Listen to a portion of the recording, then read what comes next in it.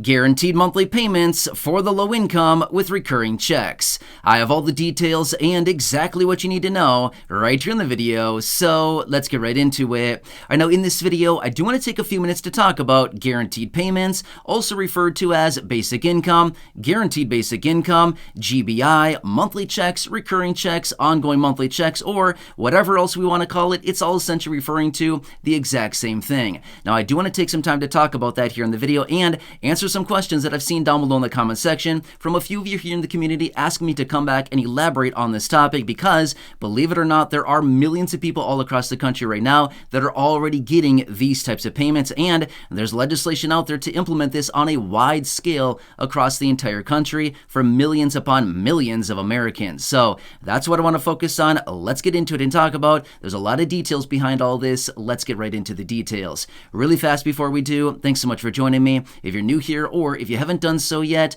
please make sure to subscribe right down below the video. There's that big old button waiting for you down there. Make sure to hit that if you have not done so yet. I'm here for you right by your side every single day, breaking down the details and watching all the latest information hitting the wire and bringing it to you in these short videos as things are changing rapidly, and we all completely recognize over the last few years here, it has been very busy, confusing, and uncertain with everything going on, and realistically, it's probably going to continue to be that way for at least the next couple years for sure, with a lot of things that are changing. So again, I'm here for you no matter what every single day. I truly want to help you out, maximize your monthly income, maximize your monthly benefits, and all kinds of things like that, and taking advantage of programs just like we're talking about here in this video as well. Thanks again. I truly do appreciate your support. Please subscribe down below if you haven't done so yet, and let's get into it and talk about all of these concepts I mentioned earlier. And again, it all comes back to literally the exact same thing. No strings attached, ongoing monthly payments is exactly what it comes down to. Now again, there are many different names for this types of program. Okay, like I said, guaranteed payments, guaranteed basic income, GBI, monthly checks, recurring checks, ongoing monthly checks, things like this. Again, there's many different names out there, but it's all literally the exact same thing. A no strings attached check for the low income every single month that you get to do whatever you want with it, okay? Sounds awesome, right? Sounds like almost too good to be true, right? It sounds that way, but it's honestly not too good to be true because there are many of these programs going on all over the country right now. In fact, well over 100 of these programs going on all across the country, and more of them coming up on a pretty regular basis. Now, here's what's interesting about this. Back in about 2019, the first of these programs actually showed up in Stockton, California. Prior to that, there's virtually no such thing as these programs. Now, obviously, they existed, but they were like unheard of for the most part. So it has not been that many years now since the very first of these has popped up. And over the last few years here, a lot of these programs have popped up. A lot of people are taking advantage of these, and they continue to show up in different locations all across the country. They're administered usually on the city by city level, the county by county level. In some instances, they're even offered on a state by state level as well. But again, like I said earlier, there's even legislation out there in Congress to implement this across the entire nation for the low income, okay? So I can focus on that in a separate video, but here's the details that I want you to know about this. Here's why these types of payments are the best of all the worlds. These are ideally the best types of payments to go out to individuals.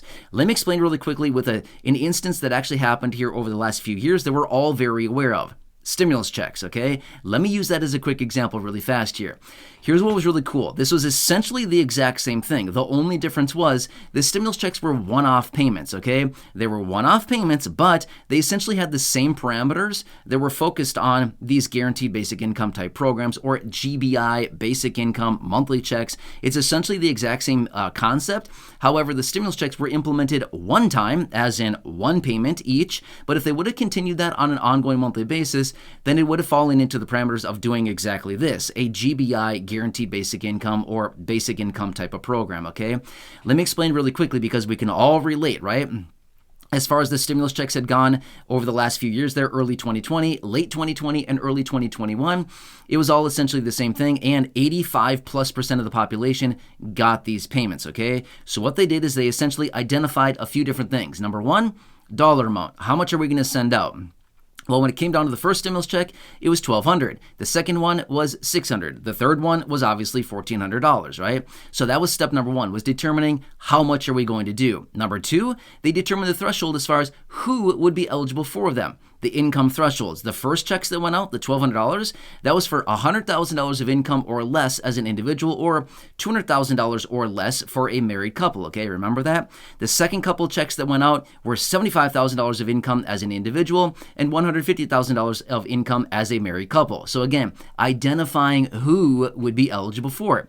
Now, obviously, there were other parameters in there as well, as far as dependents, adult dependents, child support, all kinds of different things like that. There was all kinds of different parameters about that. But again, we can just focus on all that in a later video, or you kind of remember all that, right? We talked about all the details of that. But what I'm trying to display here and what I'm trying to kind of elaborate further is basically showing the details of how they set up these guaranteed basic income programs, is identifying dollar amount, identifying who, then identifying duration, okay?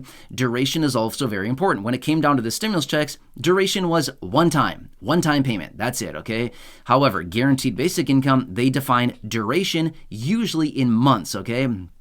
Usually basic income programs are usually identified a minimum of 12 months, sometimes even 24 months, 36 months. I've even seen programs 5 years, believe it or not. There's only a couple of them. I've only seen that very rarely, but in some instances they even do 5 years. But it's not unheard of at all to see 24 months, and 12 months I would say would be the most typical that we typically see these guaranteed basic income programs, is they pop up and they allocate a certain dollar amount for these groups of people for at least 12 months. And again, remember, how cool would that be, right? Getting an ongoing monthly check. Now, let me explain really quickly one downfall of this program. Now, again, there's not many downfalls of this type of program, but in one instance, there could be a little bit of a downfall. I've been reading about this a little bit lately.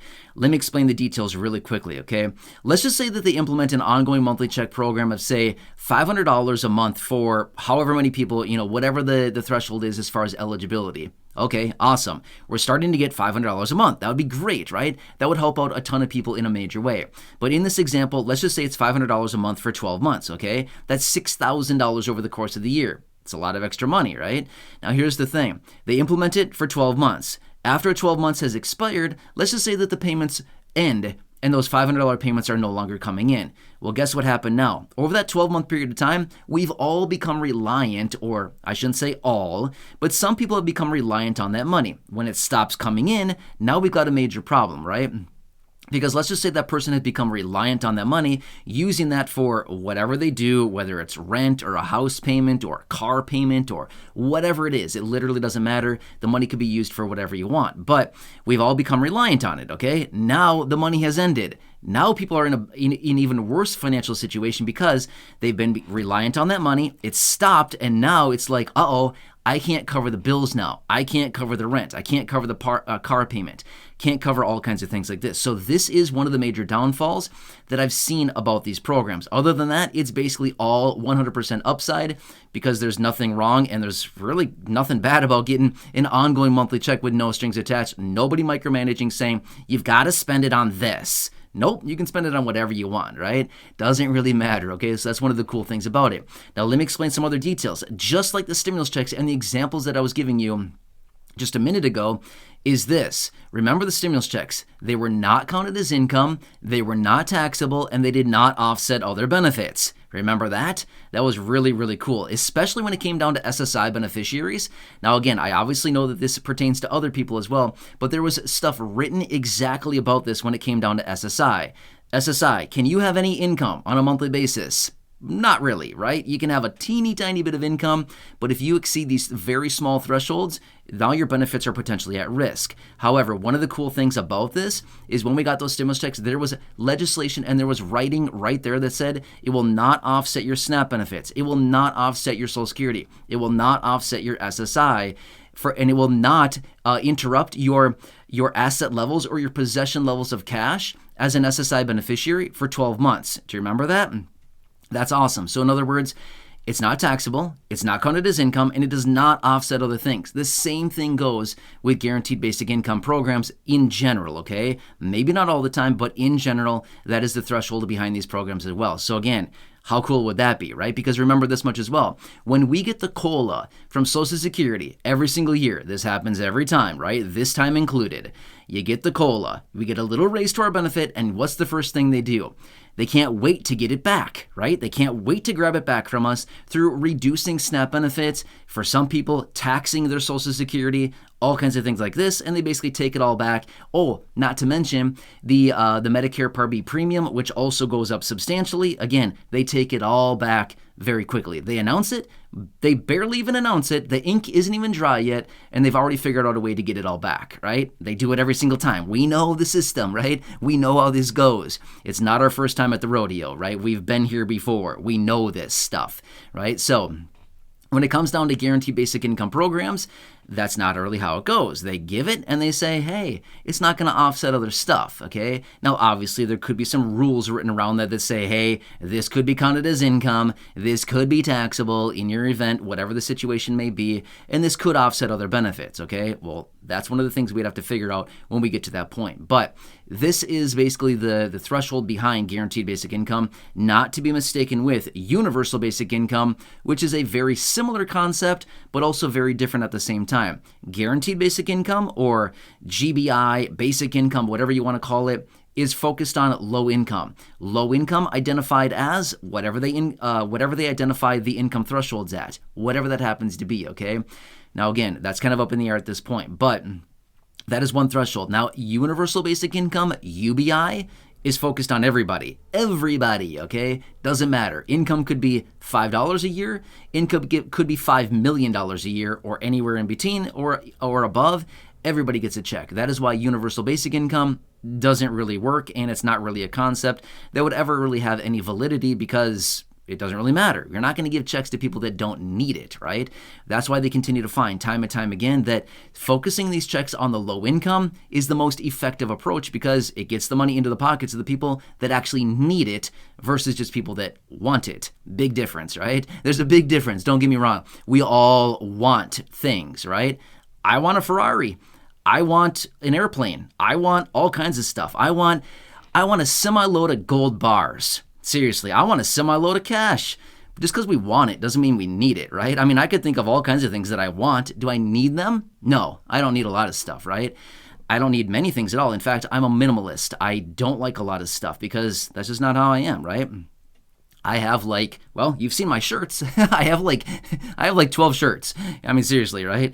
My point is, I don't like a lot of stuff. But again, doesn't mean that I don't want stuff. It's all the same thing for many of us, right? So anyway, I hope that explains a little bit further. Let me know if you have any other details, any other questions about this. I want to do what I can to elaborate on this. And again, I'll keep you posted on any further details with these programs popping up across the country, as well as a nationwide program as well for the low income. Hope this helps you. Again, thanks again for joining me. Truly do appreciate it. Please subscribe down below if you haven't done so yet. Share the video with your friends, family, social media, and go back and check out any of the other thousands of videos here on the channel. Until next time, enjoy your day. Take care. Have a good one, and I'll catch you again later.